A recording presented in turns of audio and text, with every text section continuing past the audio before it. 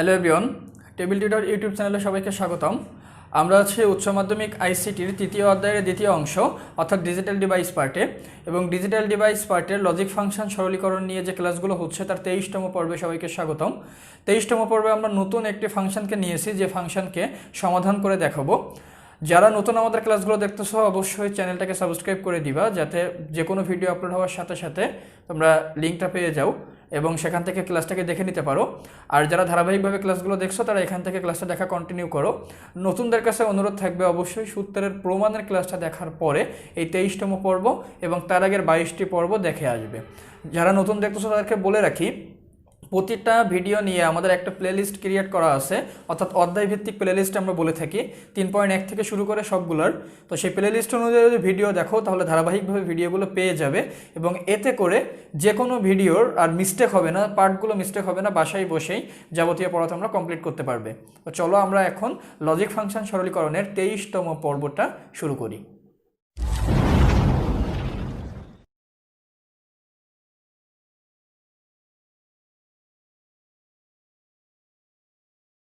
দেখো 23তম পর্বে আমরা যে কাজটা করতেছি, যে y = a + b * a nought b whole nought plus b এই মানটাকে নিয়েছি। সো এই মানটাকে আমরা এখন সমাধান করব। তো এই মানটাকে যখন সমাধান করতে হবে, ফার্স্ট দেখো আমি চাইলে গুণ করতে পারতেছি না, তার কারণ আমার এখানে সরাসরি একটা সূত্র চলে এসেছে। এই সূত্রটাকে আমরা বলতেছি ডি মর্গানের সূত্র। সো আমরা ডি মর্গানের সূত্র অ্যাপ্লাই করে এখানে কাজ করব। তার জন্য a + b কে আমি রেখে দেই। সো a + b কে রাখার পরে এখানে a নট b, টোটালটার মাথায় নট আছে, তো ডি মর্গানের সূত্র অনুযায়ী যদি ভাঙি, সো এর পার্সোনাল নট এবং ভাগের নট প্লাস বি এর নট এবং প্লাস বি এই অংশটা থেকে যাচ্ছে। তো আশা করি লাইনটা তোমাদের কাছে ক্লিয়ার হয়েছে। যারা সূত্রের প্রমাণের ক্লাসটা দেখছো তারা কিন্তু ইজিলি এটা জানো। সেটা হচ্ছে, যদি দুইটা সম্পর্কের মধ্যে গুণের সম্পর্ক থাকে এবং তার মাথায় নট থাকে, তো সেইটা ভেঙে যোগ হয়ে যাবে এবং দুই ভাগে ভাগ হয়ে যাচ্ছে নটটা। সেম কাজটা অনুযায়ী আমরা এর পার্সোনাল নটটাকে এখানে রেখে দিয়েছি এবং ভাগের নটটাকে দিলাম, গুণটা ভেঙে যোগ হয়ে যাচ্ছে এবং বি এর নটটা দিয়ে দিচ্ছি, দিয়ে আমরা ভাগ করলাম। এখন দেখো এখানে যে সূত্রটা আমরা পাচ্ছি বি প্লাস বি নট। তো আমরা এই অংশটাকে যদি সূত্র করি বি প্লাস বি নট, আমরা জানি কি এ প্লাস এ নট, যদি এই মানটাকে সূত্র করি তাহলে মান আসে হচ্ছে 1। তো যেহেতু a প্লাস এ নট সমান 1, একইভাবে b প্লাস বি নট সমানও 1 আসবে। এবং আরও একটা সূত্র আছে, সেটা হচ্ছে a ডাবল নট।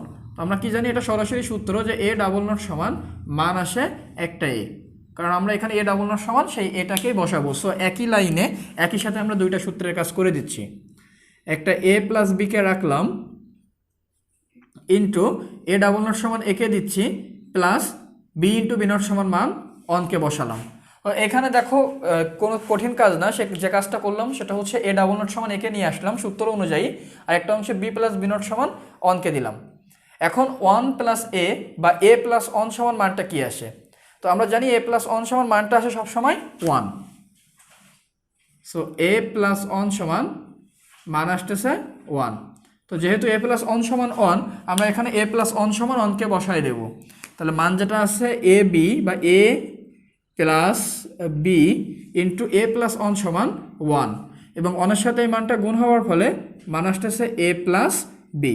এবং দেখো এই মানটাকে আর কোনো কাজ করা যায় না। সো এ প্লাস বিটাই হচ্ছে আমার সেই নির্ণেয় অ্যান্সার।